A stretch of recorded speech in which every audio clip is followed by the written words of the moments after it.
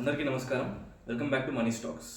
As మీరు తమిళలో చూసే ఉంటారు, ఈరోజు మన టాపిక్ వచ్చేసి will be discussing about health insurance and health scams in India. As you know, అంటే మీ అందరికీ తెలుసు, మనం ఏ టాపిక్ అయినా ఫ్రమ్ స్క్రాచ్ నుంచి డిస్కస్ చేయడం స్టార్ట్ చేస్తాం. So like basics. So in the same way ఈరోజు టాపిక్లో అసలు ఇన్సూరెన్స్ అంటే ఏమిటో అక్కడి నుంచి స్టార్ట్ చేద్దాం. ఇన్సూరెన్స్ అనే పదం పుట్టింది రీసెంట్గానే, like in the middle of 18th century 19th సెంచరీలో ఈ ఇన్సూరెన్స్ అనే టర్మ్ యూజ్ చేయడం స్టార్ట్ చేసినాం.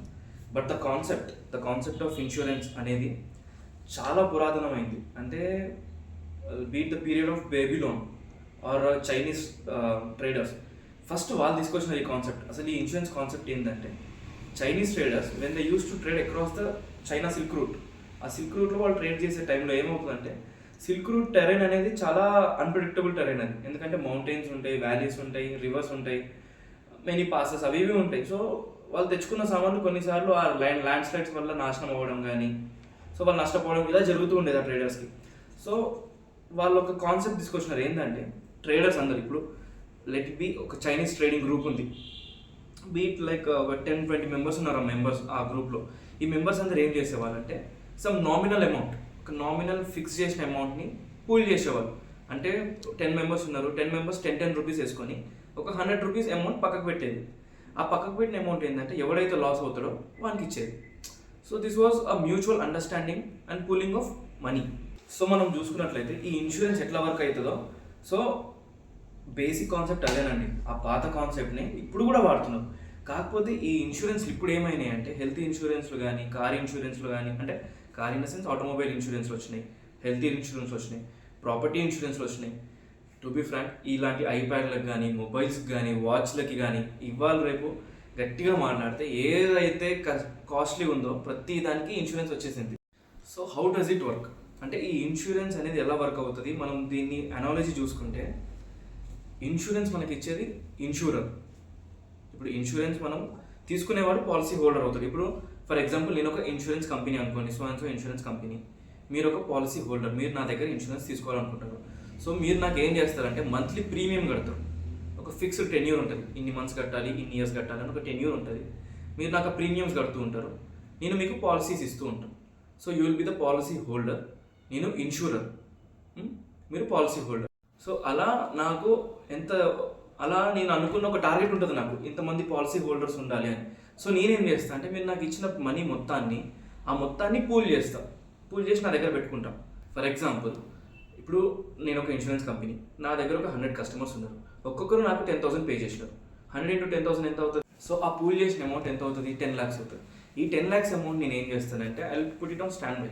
అది అలా ఉంటుంది. సో ఎప్పుడైతే మీరు నా దగ్గర పాలసీకి తీసుకున్నారో, ఫర్ సో రీజన్ తీసుకుని ఉంటారండి. మీరు ఒకరు ఆటోమొబైల్స్కి తీసుకుని ఉంటారు, ఒకరు హెల్త్ కోసం తీసుకుని ఉంటారు. సో అలా ఆటోమొబైల్స్కి తీసుకున్న వాళ్ళు వెన్ ఎవర్ రిక్వైర్డ్, ఇప్పుడు ఆ తీసుకున్న వాడికి యాక్సిడెంట్ జరిగింది సడన్గా, సో కార్ బాగా డ్యామేజ్ అయింది. Now he need to repair the car or he need to pay to the other victim of the accident. అప్పుడు he'll approach me, the insurance company. నేనేం చేస్తాను, వాడు కట్టిన పాలసీకి ప్రీమియంకి ఎంత అయితే అవుతుందో, ఎంత కవరేజ్ వస్తుందో అంత కవరేజ్ ముందే ఫిక్స్ చేసి ఉంటుంది. ఆ కవరేజ్ అమౌంట్ని నేను వాడికి రీఫండ్ చేస్తాను. So the underline concept is same everywhere, beat any insurance. మీరు హెల్త్ ఇన్సూరెన్స్ తీసుకోండి, ప్రాపర్టీ ఇన్సూరెన్స్ తీసుకోండి, లేదా ఇంటలెక్చువల్ ప్రాపర్టీ ఇన్సూరెన్స్ తీసుకోండి, లేదా ఆటోమొబైల్ ఇండస్ట్రీస్లో ఇన్సూరెన్స్ తీసుకోండి. The concept is same everywhere. So coming to ఈరోజు మన టాపిక్, మన మెయిన్ డిస్కషన్ థీమ్ ఏంటంటే హెల్త్ ఇన్సూరెన్స్. సో ఈ హెల్త్ ఇన్సూరెన్స్ ఎలా స్టార్ట్ అయింది, అసలు హెల్త్ ఇన్సూరెన్స్ ఎందుకు, ఇవన్నీ మనం డిస్కస్ చేద్దాము ఈ వీడియోలో. సో కమింగ్ టు హెల్త్, మనం చూసుకున్నట్లయితే ఫ్రమ్ టైమ్ ఇమ్మెమోరియల్ ఏ కంట్రీనైనా developed nation, developing nation, underdeveloped nation ఇలా కేటగరైజ్ చేయాలంటే సింగిల్ క్రైటీరియా ఏంటంటే విద్య, వైద్యం, health, education. If a country is able to provide good quality of education and good quality of health to its citizens, it can be categorized as developed nation. మన భారతదేశంలో చూసుకున్నట్లయితే, if we come to India, ఇది దురదృష్టమో లేదా మన శాపమో, unfortunately both education and health are too costly and it's like a perpetuating business in India. మనకి independence వచ్చినప్పటి నుంచి ప్రతి గవర్నమెంట్ ట్రై చేయట్లేదని నేను చెప్పను, ట్రై చేస్తుంది ఏంటి, ఉచిత వైద్య విద్యం మన పౌరులకి ఇవ్వాలని. కానీ ప్రతి government it's failing. The reasons maybe the underline reason is corruption undoubtedly.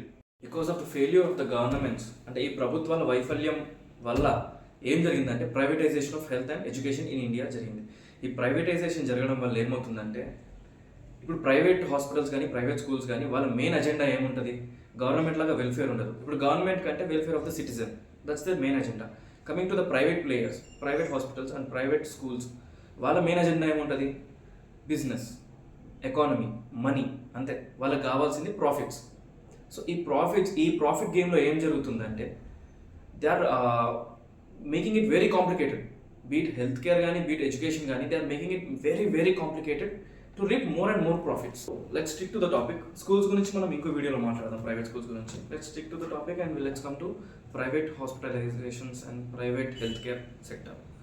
So ఈ సెక్టర్లో చూసుకున్నట్లయితే గవర్నమెంట్ ఇప్పుడు సరే అలా అని మన ఇండియాలో మొత్తం గవర్నమెంట్ హాస్పిటల్స్ లేకుండా లేవు. గవర్నమెంట్ హాస్పిటల్స్ ఉన్నాయి, ప్రైవేట్ హాస్పిటల్స్ ఉన్నాయి. ఒక నార్మల్ కంపారిజన్ నేను నా టీం రీసెర్చ్ చేసింది ఏంటంటే ఒక గవర్నమెంట్ హాస్పిటల్లో తీసుకున్న ట్రీట్మెంట్కి ప్రైవేట్ హాస్పిటల్కి తీసుకున్న ట్రీట్మెంట్కి ఎంత తేడా ఉంది అంటే దాన్ని తీసుకున్నట్లయితే మేము అబ్జర్వ్ చేసింది ఏంటంటే on an average we have observe like almost like hundreds of patients. దాంట్లో మేము అబ్జర్వ్ చేసింది ఏంటంటే ఒక నార్మల్ క్యాల్కులేషన్ ఏంటంటే నువ్వు గవర్నమెంట్ హాస్పిటల్లో తీసుకున్న ట్రీట్మెంట్కి ప్రైవేట్ హాస్పిటల్లో తీసుకున్న ట్రీట్మెంట్కి తేడా వచ్చి 6 times.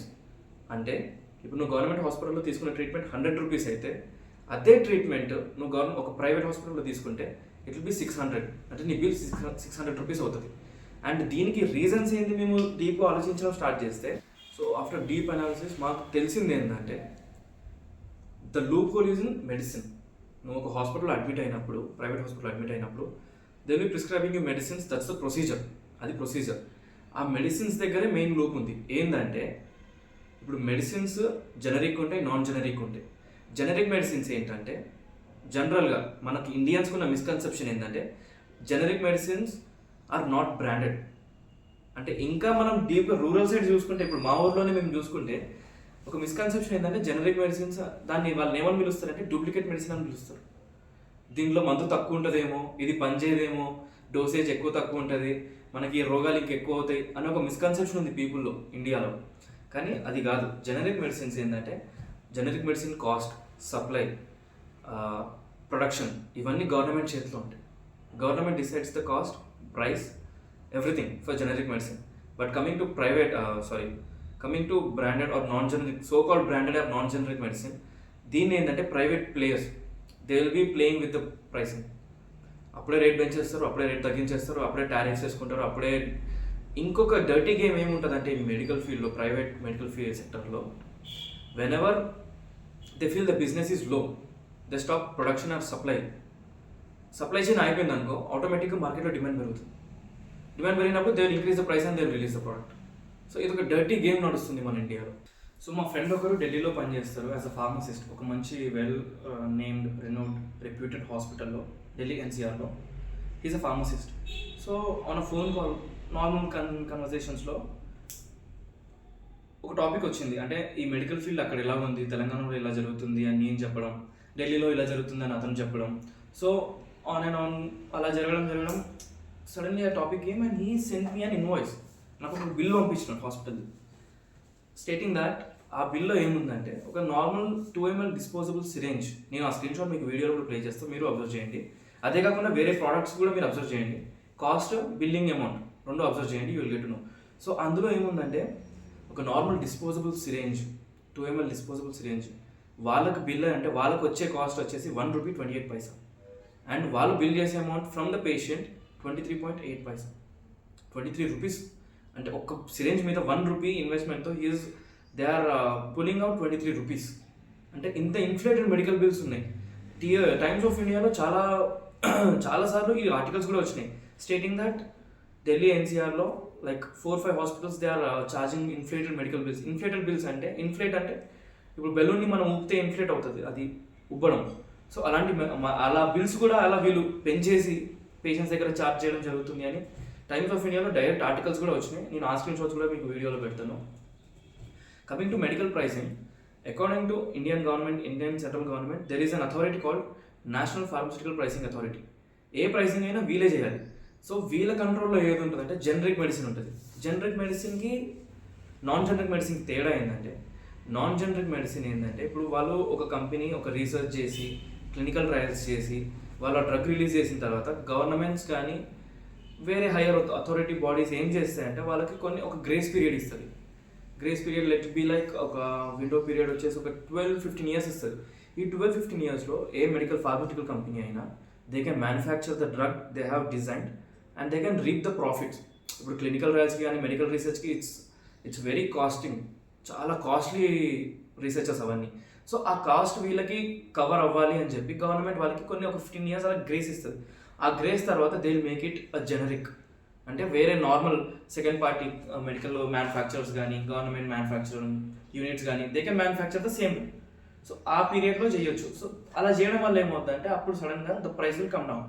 ఎందుకంటే ఈ సెకండ్ మ్యానుఫ్యాక్చరింగ్ చేసే వాళ్ళకి క్లినికల్ ట్రయల్స్ కాస్ట్ ఉండదు, రీసెర్చ్ కాస్ట్ ఉండదు. సో అందుకని generic medicines are very less cost and they are cost effective. ఇలాంటి హై పాపులేటెడ్ కంట్రీస్లో people should always prefer generic medicine. అంటే పర్సనల్ ఇప్పుడు ఒపీనియన్స్ ఒక్కొక్కరికి ఒక్కొక్కలాగా ఉంటుందండి. పాపులేషన్లో 141 crore పాపులేషన్. ఇందులో who can afford costly health care, who can afford costly medicine, yes they can go and they can take it. But who cannot, ఇప్పుడు చాలామంది ఉన్నారు బిలో పవర్టీ లైన్ ఇండియాలో. Let's see almost 60% of the Indian population is under poverty line. Not even middle class, they are under poverty line. They cannot afford at any cost. So they have to go to generic medicine.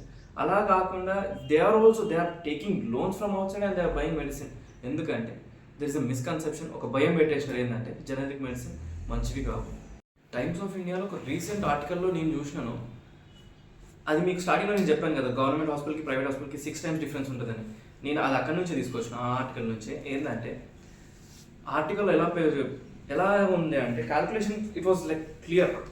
ఒక medical bill గవర్నమెంట్లో 4,452 rupees అవుతే అదే ట్రీట్మెంట్కి, అదే ప్రొసీజర్కి, అదే ఎక్విప్మెంట్స్కి, అదే మెడిసిన్కి నువ్వు ఒక ప్రైవేట్ హాస్పిటల్కి పోతే the bill would go to 31,845. ఇది వాళ్ళు చెప్పలేదు ఇలా, they did it practically. They took the same patient to both the government hospital and private hospital and they paid the bills and then they published it in the newspaper. And coming మనం next వీడియోలో the health insurance scam చూద్దాం. ఇప్పుడు health scam చూసినాం కదా ఈ వీడియోలో. Next వీడియోలో we will be seeing extensive health insurance scams అసలు ఇండియాలో ఎలా జరుగుతున్నాయి and all. And guys, please share this video as much as possible because each and every one must know about this. Thank you for watching and stay tuned for the next video.